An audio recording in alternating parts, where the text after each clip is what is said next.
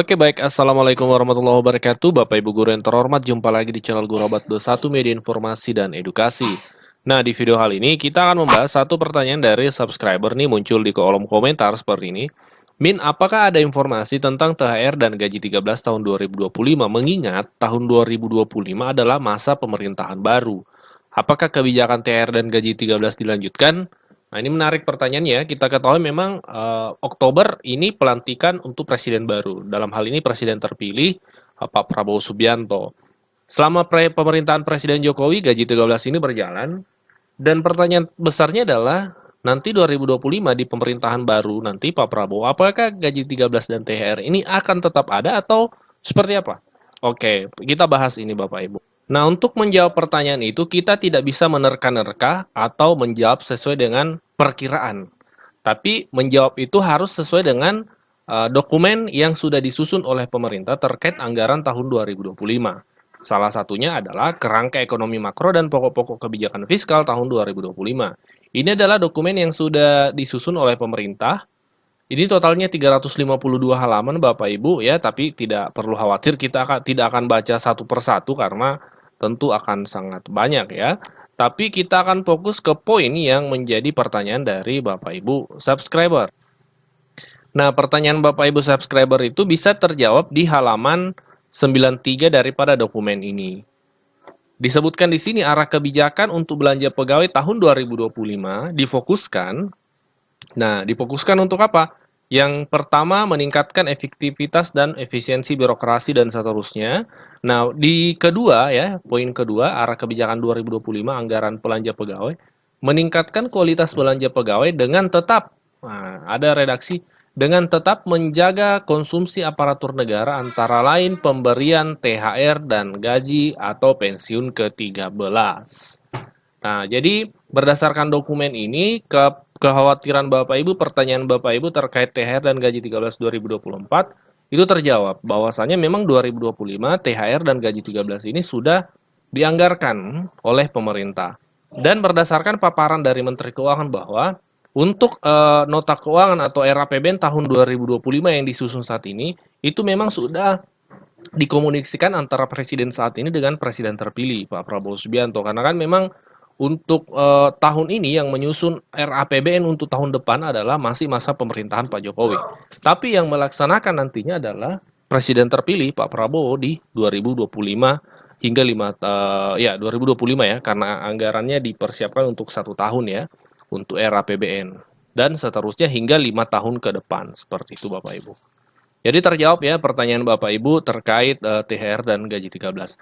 Terkait 100%, nah ini yang kita belum ada informasi.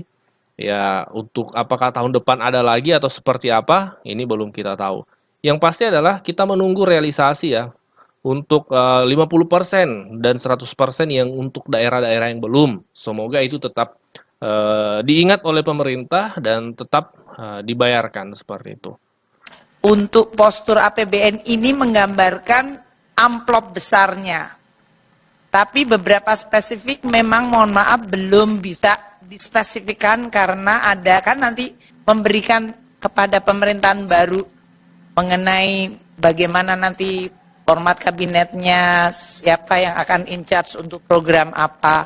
Itu ciri dari transisinya itu tadi. Tapi kami terus berkoordinasi dan berkomunikasi sehingga kalau sampai kemudian sudah ada keputusan politik dan kemudian ada keputusan secara birokratis yaitu badan atau siapa yang akan ditunjuk, kita langsung bisa mendukungnya melalui anggarannya. Itulah yang kita sebut transisi melalui sinkronisasi dan koordinasi.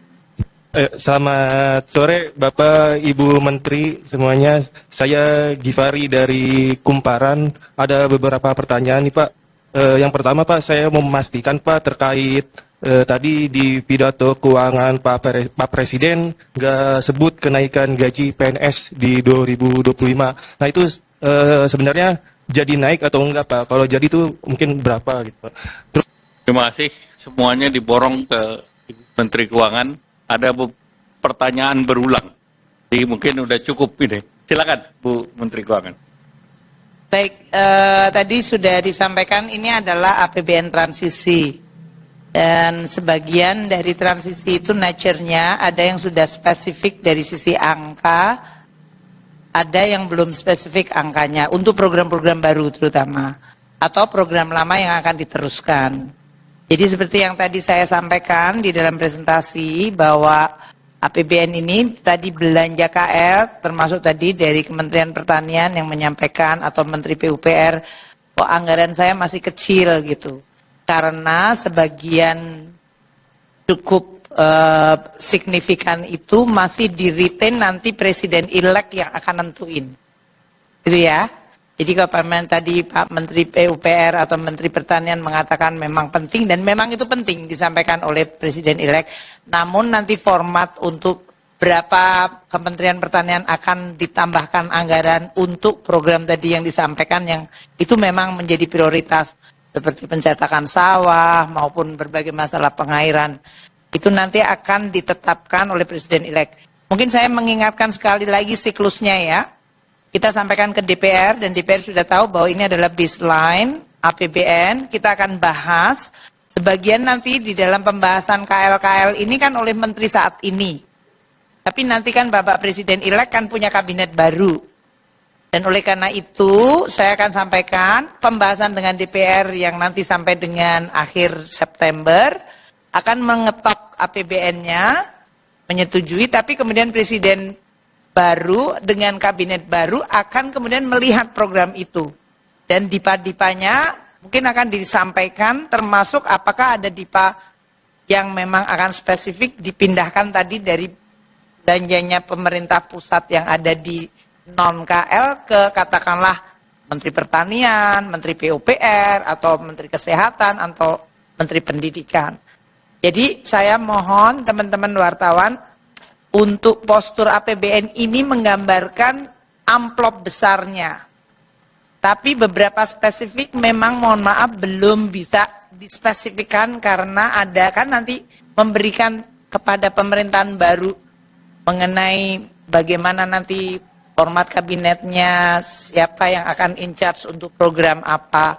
Itu ciri dari transisinya itu tadi. Tapi kami terus berkoordinasi dan berkomunikasi sehingga kalau sampai kemudian sudah ada keputusan politik dan kemudian ada keputusan secara birokratis yaitu badan atau siapa yang akan ditunjuk, kita langsung bisa mendukungnya melalui anggarannya. Itulah yang kita sebut transisi melalui sinkronisasi dan koordinasi.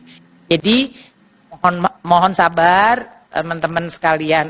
71 triliun siapa yang mengeksekut nanti akan diumumkan sendiri oleh Bapak Presiden terpilih atau nanti akan ada siapa yang akan menggunakan tadi yang detail. Makanya Pak Menteri Nadiem juga tidak menjelaskan karena kita sudah mengalokasikan di dalam format gedenya. Karena sekarang itu keputusan proses siklus APBN harus ditetapkan oleh DPR. Namun juga masih ada di mana tadi Presiden yang sekarang dengan kabinet sekarang dengan Presiden baru.